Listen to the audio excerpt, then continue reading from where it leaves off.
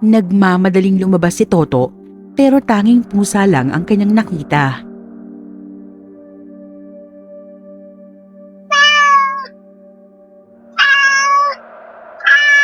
Kawawa ka naman, Muning. May sugat ka pa sa ulo. Na paano kaya yan?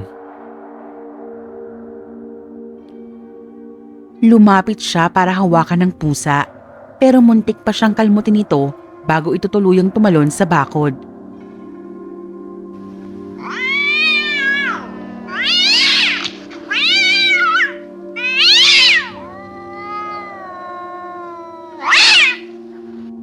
Ayos ah. Ikaw na nga tutulungan, ikaw pa galit.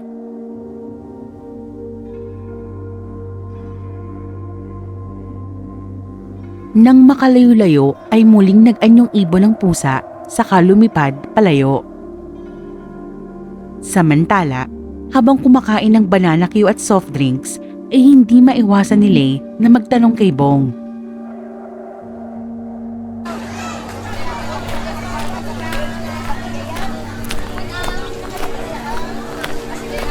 Naku, pagod ka na ata, Lay.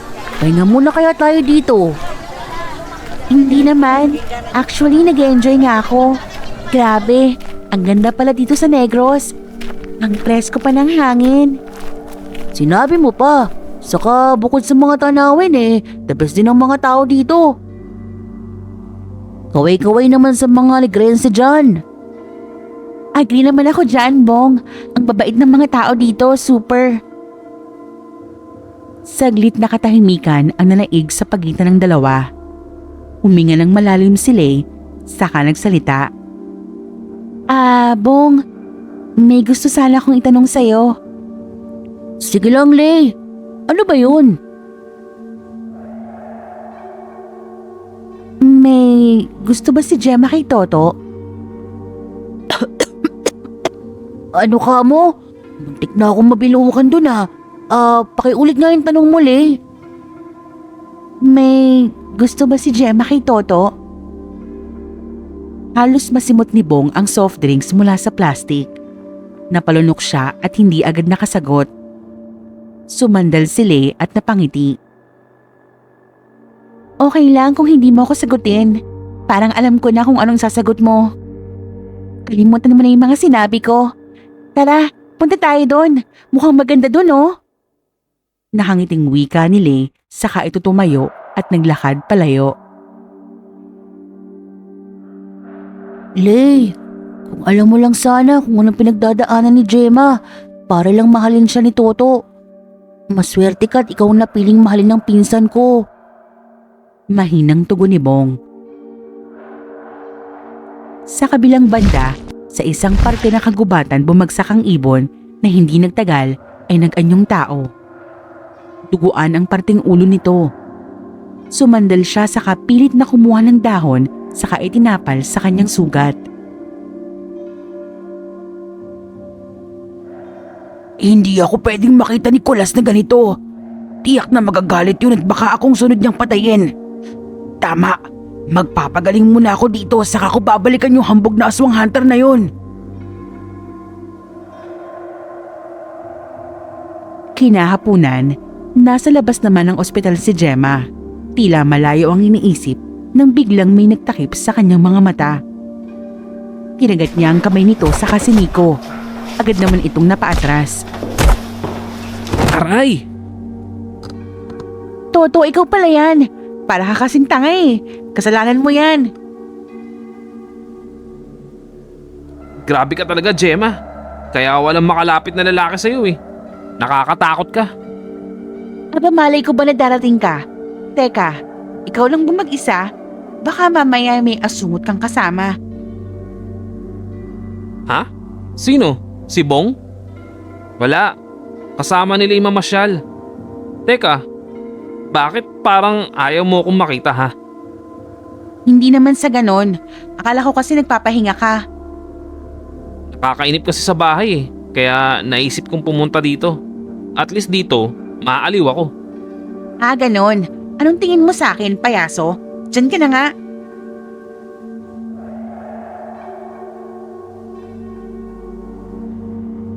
Samantala, Isang buntis ang nakasalubong ng dalawang aswang. Para itong asong nababaliw na nagsisimulang maglaway. Hindi ko na talaga kaya. Pigilan mo ang sarili mo, Maria. Wala nang nagawa si Maria kung hindi ang tumalima. Padabog itong umuwi saka umupo sa may sofa. Muntikan ka na kanina. Mabuti na lang napigilan kita. Hindi ko na kaya. Tignan mo nga yung mga kalamnan ko. Nanginginig na. Hindi ko na kayang tiisin. Iba ang hinahanap kong kainin. Nasisiraan ka na ba ng bait? Alam mo ba ang pwedeng gawin sa'yo ng mga gabunan? Ang mas malala pa dyan ay baka hindi lang ikaw ang balikan kung hindi ang buo nating angkan. Wala akong pakailam. Isa pa, mas nauna tayong manirahan sa lugar na to. Bakit pa sila ang naghahari-harian? Hindi ako natatakot kay Kulas. Ay, o ano ngayon plano mo? Napailing na tanong ni Celsa. Makikita mo, mamayang gabi, makita tayo sa kubo. Isama na rin natin sila Pedring. Sigurado ka na ba, Maria? Baka mapahamak tayo. Bahala ka kung ayaw mong sumama. Basta andun kami sa kubo mamayang hating gabi.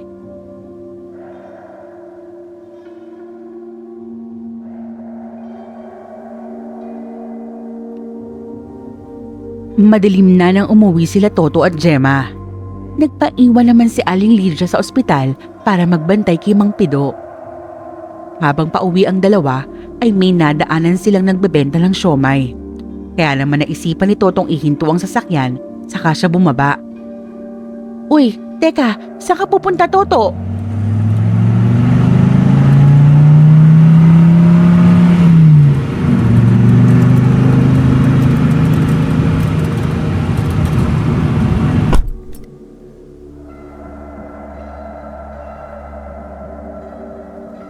Ate, pabili nga po ng siomay.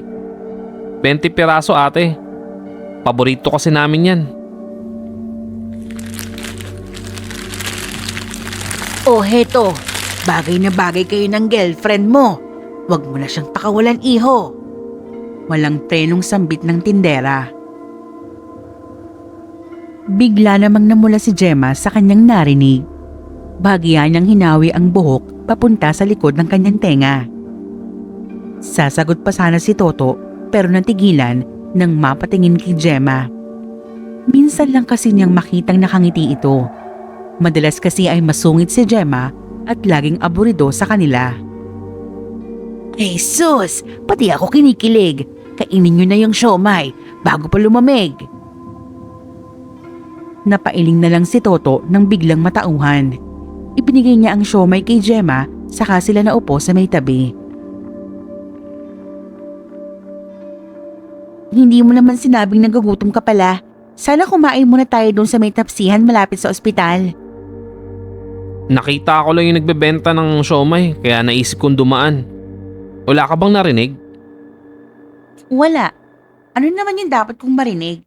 Patikim nga ako niyang sayo. Patay mali siyang tugon ni Gemma. Wala. Mabuti naman. Sige lang, kumain ka pa.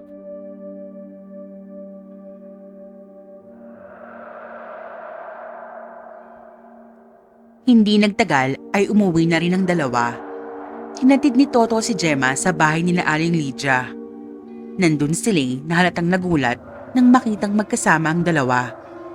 Nagtatawanan pa sila Toto at nakita ni Lay ang bahagyang paghampas ni Gemma sa braso ng kasintahan. Ay nako, kahit kailan nakakainis ka talaga. Grabe siya oh. Uy, babe. Ang aga niyo atang nakauwi. Kamusta lakad yun, Ibong? Ayos naman. Nagpunta ako sa bahay niyo kanina pero wala ka doon. Hindi ko alam na may ibang lakad ka pala. Nakaramdam naman ng pagkaasiwa si Gemma sa mga pangyayari kaya naman nagpaalam siya na pupunta sa kwarto at hinayaan ang dalawang mag-usap. Nanatiling nakasimangot si Lay habang kinakausap si Toto. Nilapitan siya ng binata sa likod at minasahe ang balikat nito.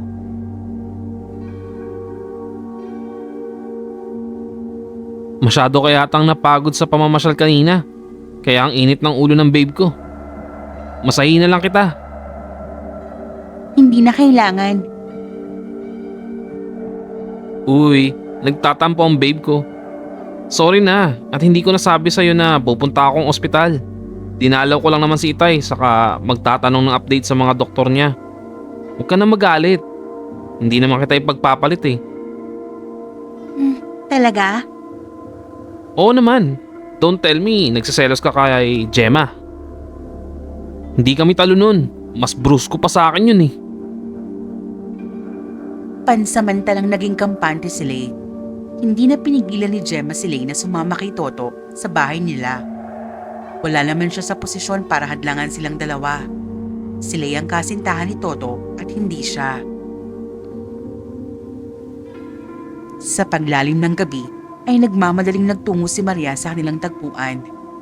Gaya na napag-usapan, andun din ang ilan sa kapwa niyang aswang.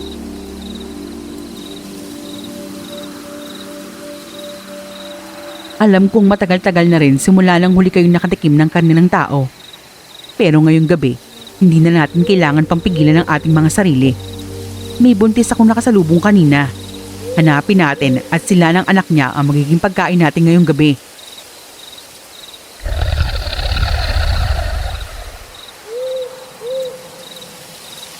Isa-isang nagsipag-ibang anyo ang mga aswang. Unti-unting naglabasan ang kanilang matutulis na kuko at mga pangil.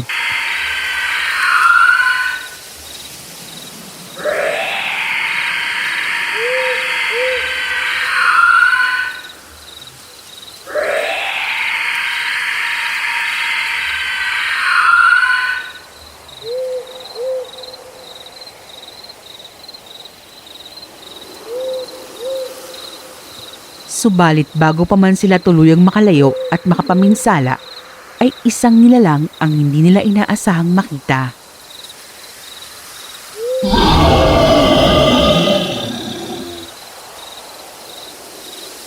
Ano sa tingin niyo? Pahiba ang ginagawa niyo? Hindi mo na kami kayang pigilan. Hindi kami natatakot sa inyong mga gabunan.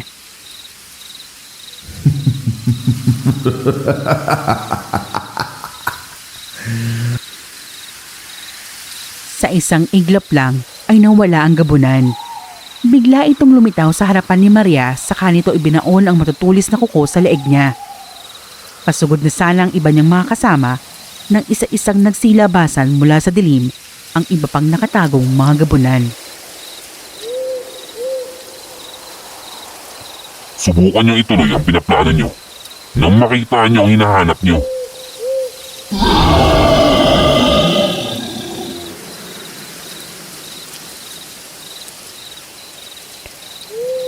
Si Gudo ang kanang kamay ni Kulas. Siya rin ang pangalawa sa pinakamalakas na gabunan sa Negros. Nagsimula ng umagos ang pulang likido mula sa leeg ni Maria pero hindi pa rin siya binibitawan ni Gudo.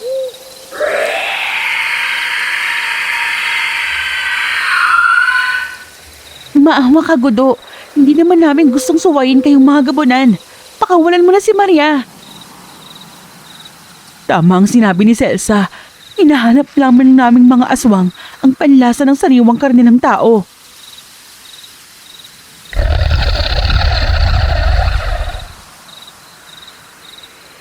Binitawan ni Gudo si Maria, ngunit hindi pa rin ito inaalis ang paningin sa aswang.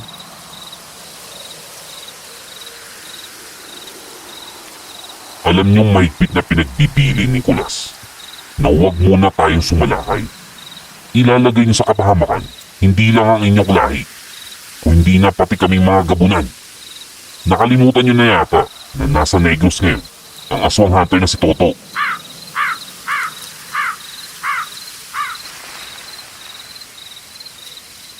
Hindi na nakaimik pa sila Maria.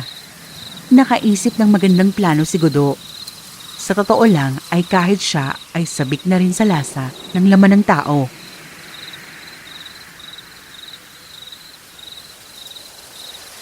Kung talagang hindi na kayo makapaghintay, may naisip akong plano. Hali kayo at makinig sa sasabihin ko mabuti.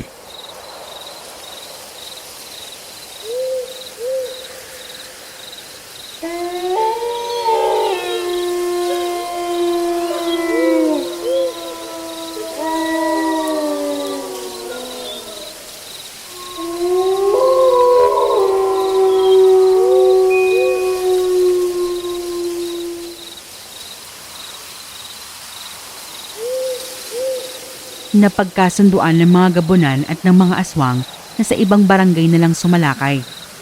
Kaya naman tinungo nila ang barangay 7. Doon ay nagsimula silang maghasik ng lagim. Pinaslang ang mga inosente at walang kamalay-malay sa gabi na tanging ang buwan ang nagsisilbing piping saksi sa paglapa at pagkain ng mga aswang at gabunan sa ilang mga kabahayan sa nasabing barangay.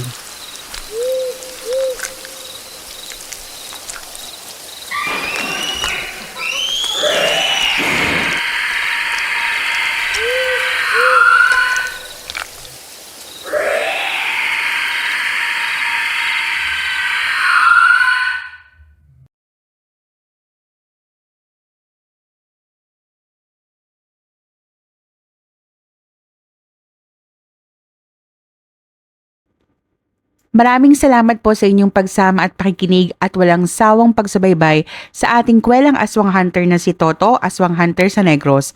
Kung ito po ang unang beses nyo siyang mapakinggan, maaari nyo pong balikan ang ating playlist o ang ating unang episode at kilalanin si Toto. Nagustuhan nyo ba ang ating kwento?